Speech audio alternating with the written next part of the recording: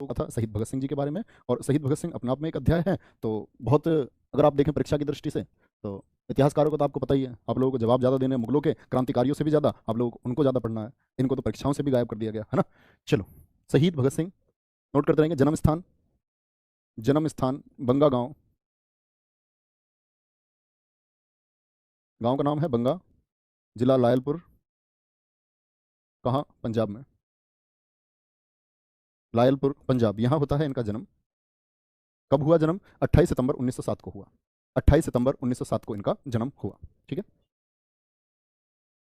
और बचपन से ही कहते हैं कि बचपन से ही क्रांतिकारी स्वभाव के थे, और क्रांतिकारी स्वभाव के चलते ही, जैसे आप स्कूल देखते होंगे, डीएवी स्कूल होते हैं आप लोगों के, दयानंद एंग्लो वैदिक स्कूल जितने हैं, डीएवी स्कूल यानी अंग्रेजी शिक्षा में इनका एडमिशन इस वजह से इनके माता पिता ने सिर्फ नहीं कराया क्योंकि वो जानते थे कि हमारा बच्चा एक क्रांतिकारी भावनाओं में पैदा हुआ और क्रांतिकारी भावनाओं से जुड़ा हुआ बच्चा है। तो क्रांतिकारी भावनाएं भगत सिंह के अंदर कहाँ से आई थी, ये महत्वपूर्ण बात है। तो इनके जो चाचा थे अजीत सिंह, चाचा अजीत सिंह, उन्होंने चलाया था आंदोलन। कहाँ आंदोलन? याद रख लेना आंदोलन का नाम।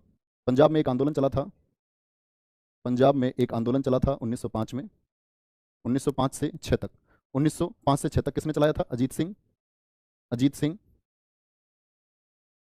कौन है? ये भगत सिंह के चाचा थे, और इन्होंने चलाया था एक आंदोलन, पगड़ी संभालो जट्टा, पगड़ी संभालो जट्टा, पगड़ी संभालो जट्टा। तो भगत सिंह कितने के होंगे भैया? भगत सिंह से पहले ही आंदोलन चल चुका है। तो कहने का मतलब है कि इनका परिवार एक क्रांतिकारी परिवार था, उसी क्रांतिकारी परिवार में जन्मे भगत सिंह। ठीक है। तो छोटे से बच्चे, मैंने बोला जैसे इनके पिता थे किशन सिंह, किशन सिंह अपने जो मित्र थे नरेश मेहता के साथ टहल रहे थे, और एक छोटा सा बच्चा भगत सिंह, वो जो टहनियां होती है ना छोटी छोटी, उन टहनियों को जमीन में रोप रहा था, मतलब गाड़ रहा था। तो जो आपके इनके पिताजी के मित्र थे, उन्होंने प्रश्न किया था, भगत सिंह ये क्या कर रहे हो? तो भगत सिंह ने कहा था, छोटे से भगत सिंह ने, बालक भगत सिंह ने कहा था कि जी भविष्य में क्रांति होने वाली है और आज़ादी के लिए मैं बंदूकें बो रहा हूँ। समझ रहे, एक छोटे से बच्चे की ऐसी भावनाएं, तो वो बड़े विचलित होते थे कि यार ऐसा बच्चा, इतना मतलब विचित्र बच्चा, इतने छोटे से बच्चे के अंदर ऐसी भावनाएं कैसे ही आ सकती हैं। तो जन्म कहाँ हुआ था? महत्वपूर्ण बात है, बंगा लायलपुर पंजाब में जन्म हुआ, 28 सितंबर 1907 को जन्म होता है। एक घटना लिखेंगे, जलियांवाला बाग, जलियांवाला बोलते हैं वैसे तो, और बोलते टाइम उच्चारण में हम लोग बोल देते हैं जलियांवाला। तो जलियांवाला बाग हत्याकांड, इसको क्यों लिख रहे हैं हम यहाँ बीच में? क्योंकि ये वो जलियांवाला बाग हत्याकांड है जिसने भगत सिंह को अंदर से झकझोर दिया था। एक छोटा सा बच्चा भगत सिंह, जिसके अंदर क्रांतिकारी आंदोलन की एक आग उमड़ गई थी, किसकी वजह से? सिर्फ और सिर्फ जलियांवाला बाग हत्याकांड की वजह से। कब हुआ था? 13 अप्रैल 1919, डेट बहुत पूछी जाती है। 13 अप्रैल 1919, दिन बैसाखी का था, बैसाखी के दिन, बैसाखी के दिन हुआ था। तो आप देख सकते हैं भगत सिंह इस समय थे 12 वर्ष के। और ये जो आपका जलियांवाला बाग हत्याकांड क्यों हुआ, इसके कारण क्या थे? कारण क्या थे? एक आया था रॉलेट एक्ट, रॉलेट एक्ट, जिसको हम लोग काला कानून के नाम से जानते हैं, काला कानून। तो रॉलेट एक्ट, काला कानून आया था आपका 1919 में, जिसकी प्रमुख बात क्या थी कि जो भी लोग सम्राट के या राज्य शासन के, यानी कि इन अंग्रेजों के विरुद्ध किसी भी प्रकार की कार्रवाई करते हैं, उनको बिना किसी दलील के, बिना किसी वकील के, बिना किसी अपील के गिरफ्तार किया जा सकता था।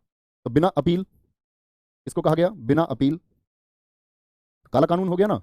बिना अपील, बिना दलील, बिना दलील, और वकील भी मुहैया नहीं होगा, बिना वकील, इसीलिए इसको हम बोलते हैं काला कानून।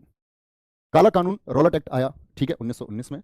इसका विरोध भारत में होना शुरू हुआ, और विरोध को पंजाब में दो प्रमुख नेता लीड कर रहे थे, पंजाब में इस विरोध को कर रहे थे। तो नोट करके लिखना, रॉलेट एक्ट का विरोध कर रहे कौन कौन विरोध कर रहे थे? रॉलेट एक्ट का विरोध कर रहे डॉक्टर सत्यपाल, कौन कौन व्यक्ति थे?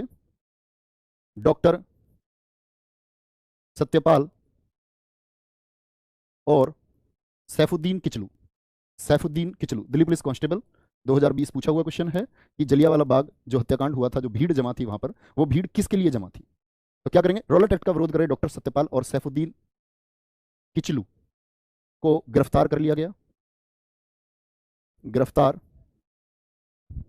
गिरफ्तार कर लिया गया। अब इनको गिरफ्तार कर लिया तो भीड़ आक्रोशित हो गई, भीड़ आक्रोशित हो गई, तो भीड़ ने क्या किया? एक तिथि रख ली विरोध के लिए, क्या? बैसाखी का दिन था, और वो जगह चुन ली लोगों ने अपना विरोध प्रदर्शन के लिए, कौन सी? जलियांवाला बाग, अमृतसर। जलियांवाला बाग में लोग पहुंचने लगे, इकट्ठा होने लगे, हजारों की संख्या में लोग वहां पहुंच गए। ठीक है। और आंकड़े बताते हैं करीब 20,000 लोग उस दिन वहां पहुंचे अपना विरोध प्रदर्शन करने के लिए कि भाई आपने जो डॉक्टर सत्यपाल और सैफुद्दीन किचलू को गिरफ्तार किया है, ये गलत है, तर्कसंगत नहीं है, न्याय संगत नहीं है। ठीक है। तो ये बात आपको याद रख लेनी है, किसके विरोध में? तो इन्होंने विरोध किया था, याद रख लेना, इनकी गिरफ्तारी के विरोध में, इनकी गिरफ्तारी के विरोध में भीड़ भीड़ जलियांवाला पहुंची, जलियांवाला पहुंची। अंग्रेजों को खबर लग गई, अंग्रेजों को खबर लग गई कि भाई भीड़ इकट्ठी हो रही है और इस भीड़ का दमन होना जरूरी है, नहीं तो ये, जब अंग्रेजों को पता चला कि 20,000 लोग, 20,000, तो बड़ी परेशानी हुई। बोले कि ये भीड़ किसी भी प्रकार का रूप ले सकती है, इसका दमन होना जरूरी है। तो इसके दमन में दो व्यक्तियों का नाम आता है, दो व्यक्ति हैं, मिले जुले नाम है, तो जो मिथ है आपके दिमाग का उसको क्लियर करना। दो व्यक्ति हैं, एक तो है Michael O'Dwyer, Michael O'Dwyer, Dwyer हम इसको लिख देते हैं, दरअसल में इसका जो सही नाम है वो है डायर। और एक है आपका जनरल डायर, जनरल डायर, ठीक है। कौन है दो व्यक्ति उस समय पर? ये तो था जनरल डायर, तो था वहां ब्रिगेडियर जनरल, यानी ये सेना के पदों पर था, ब्रिगेडियर जनरल, यानी कि ये सेना में एक पद था। और माइकल ओ डायर कौन था? ये था उस समय पंजाब का लेफ्टिनेंट गवर्नर।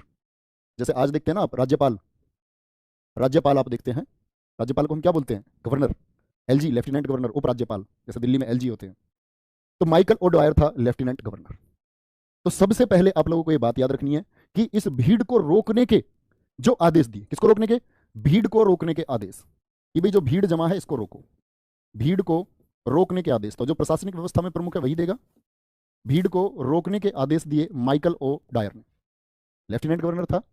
और जो उस समय जमीनी कार्रवाई करी, तो वहां जलियांवाला बाग, इसके आदेश पर कौन पहुंच गया? जनरल डायर पहुंच गया। कौन पहुंच गया? जनरल डायर पहुंच गया। और जनरल डायर वो है जिसने भीड़ पर गोली चलाने के आदेश दिए। निहत्ती जनता जो सिर्फ मांग कर रही थी कि सैफुद्दीन किचलू को आप लोगों ने, डॉक्टर सत्यपाल को आप लोगों ने गलत तरीके से अरेस्ट किया है, ये संवैधानिक रूप नहीं है। गोली चलाने के आदेश, सरकारी आंकड़ों में 350 के लगभग लोग बताए गए, कि जो आपका बाद में हंटर कमेटी गठित हुई थी इसके लिए, उसने बताया था 350 करीब लोग मरे, 360 के करीब। लेकिन मरने वालों की संख्या वास्तव में हजारों थी। वहां कुएं थे, लोग अपनी जान बचाने के लिए, दीवारों में से गोलियां चलती रही, है ना, सैनिक लगातार भीड़ पर गोली चलाते रहे, लोग अपनी जान बचाने के लिए वहां जलियांवाला बाग में जो कुएं थे उस पर दर बदर एक के ऊपर एक व्यक्ति कूदता रहा। पूरी धरती जलियांवाला बाग की इन लोगों ने लाल कर दी। आज भी गोलियों के निशान है वहां, आप जाकर के देखोगे दीवारों में। तो इस समय भगत सिंह एक बच्चा है। भगत सिंह क्या है? इस समय 12 वर्ष उम्र है। और ये इतना बड़ा कांड देश में हो गया, किस चीज के लिए? अंग्रेजों की सिर्फ और सिर्फ, क्या है ये?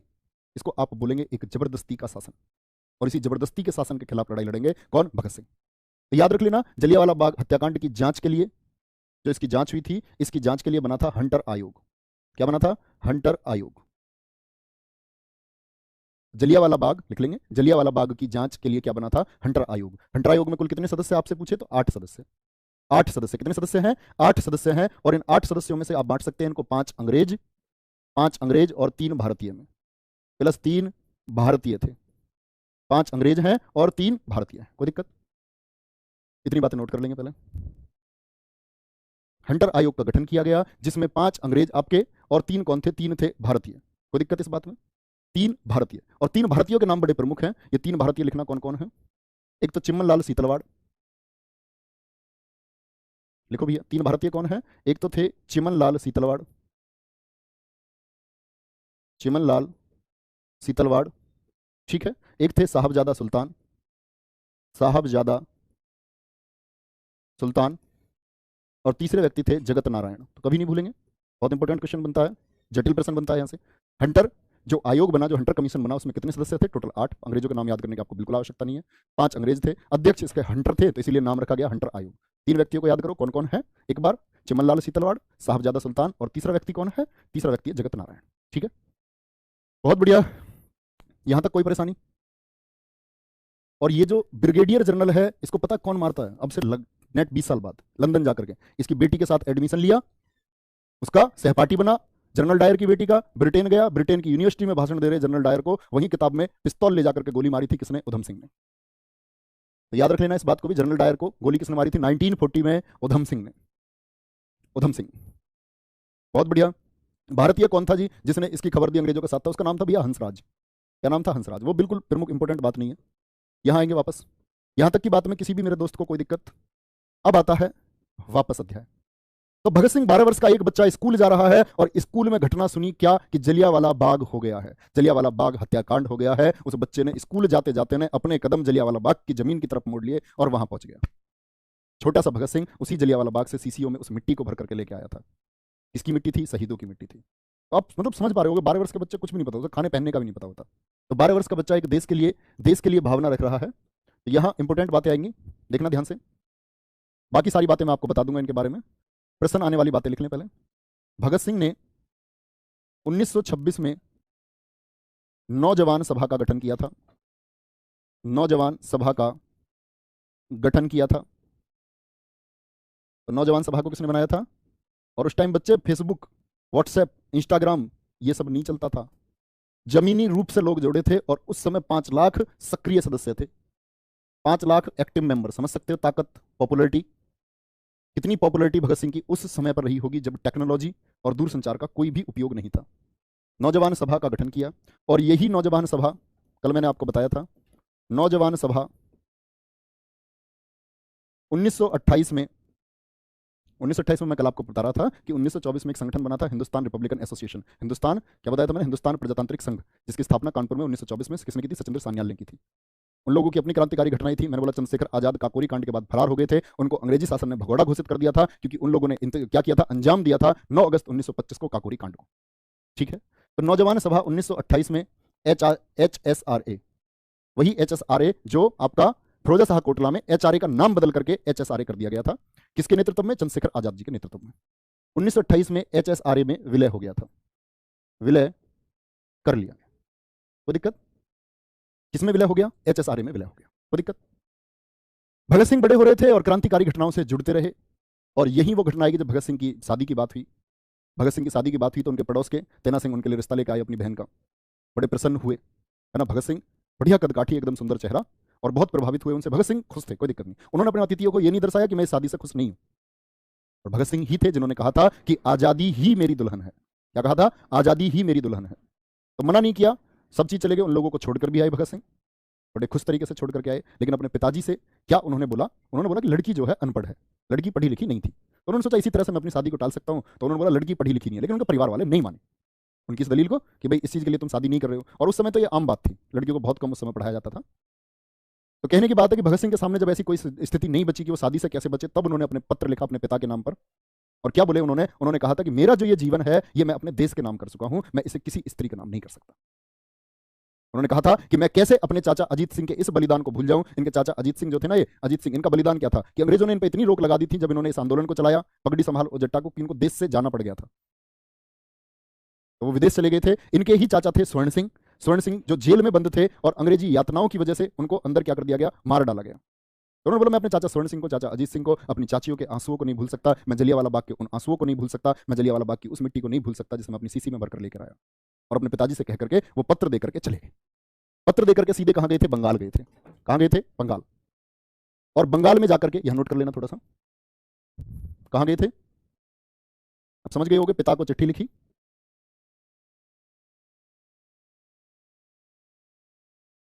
कहां गए थे ये? बंगाल गए। बंगाल गए और बंगाल में ही ये मिले थे किससे? गणेश शंकर विद्यार्थी से। बंगाल गए। बंगाल जाकर के यहां लिखना, एक चलती थी प्रताप मैगजीन, प्रताप पत्रिका। और जो ये प्रताप पत्रिका थी, इसके जो संपादक थे, जो एडिटर थे, प्रताप मैगजीन के जो संपादक थे, वो थे योगेश चंद्र चटर्जी। योगेश चंद्र चटर्जी। और इसी का कामकाज देखते थे, प्रताप पत्रिका का कामकाज देखते थे कौन? गणेश शंकर विद्यार्थी। गणेश शंकर विद्यार्थी क्रांतिकारी हैं, गणेश शंकर विद्यार्थी। ठीक है, भेष बदल लिया, यहां जाकर के कार्यों में संलग्न हो गए। भगत सिंह ने अपना नाम भी बदल लिया था, बलवंत सिंह नाम रख लिया अपना। क्या नाम रख लिया था भगत सिंह ने अपना बदल करके? बलवंत सिंह। यहीं फिर मुलाकात हुई बटुकेश्वर दत्त से।